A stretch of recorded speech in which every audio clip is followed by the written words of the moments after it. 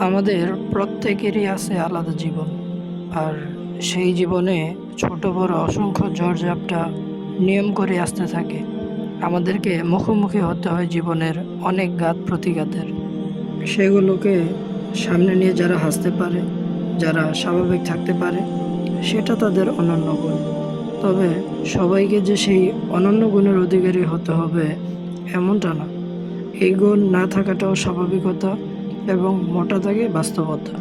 যদি তারা আমাদের সাথে হাসি মুখে কথা না বলে, যদি তারা দেখা হলে কুশলাদি জিজ্ঞেস না করে, যদি তারা আমাদের মেসেজ সিন করে রিপ্লাই না দেয়, আমরা ধরে নেব হয়তো তারা জীবনের কোনো একটা পর্যায়ে কঠিন কিছু সময় পার করছে। আমরা কখনোই তাদের ভুল বুঝবো না। হতে পারে এমন একটা সংগ্রামের ভিতর দিয়ে সে যাচ্ছে, যে সংগ্রাম আমার সামনে দৃশ্যমান নয়। হতে পারে ভেতর থেকে সে ভীষণ একা হয়ে পড়েছে। হতে পারে দুনিয়াটা তার কাছে বিষাদ আর বিরক্তকর লাগছে। তার হয়তো এক টুকরো অবসর দরকার, একটু সময় একেবারে নিজের মতো করে। তার প্রতি এই সুধারণা রেখে আমরা পরিচয় দেব আমাদের এহসানের। আমরা চেষ্টা করব তার মনের অবস্থাটুকু বুঝে নেয়ার, যেভাবে নবীজি সাল্লাল্লাহু আলাইহি ওয়াসাল্লাম বুঝে নিয়েছিলেন বিশর রাদিয়াল্লাহু তাআলা আনহু-এর মনের অবস্থা। সম্ভব হলে আমরা জিজ্ঞেস করতে পারি, আমি কি কোনোভাবে আপনার উপকারে আসতে পারি? অথবা যদি মনে করেন যে আমাকে বললে আপনার দুঃখবোধ কিছুটা লাঘব হবে, তাহলে যে কোনো সময় আমাকে ফোন দিতে পারেন।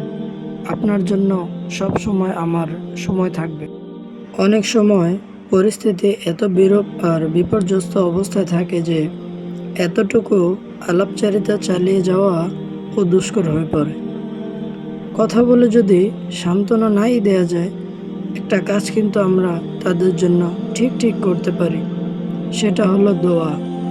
আমাদের একান্ত নিবৃত্তির দোয়াগুলোতে আমরা স্মরণ করতে পারি তাদেরকে।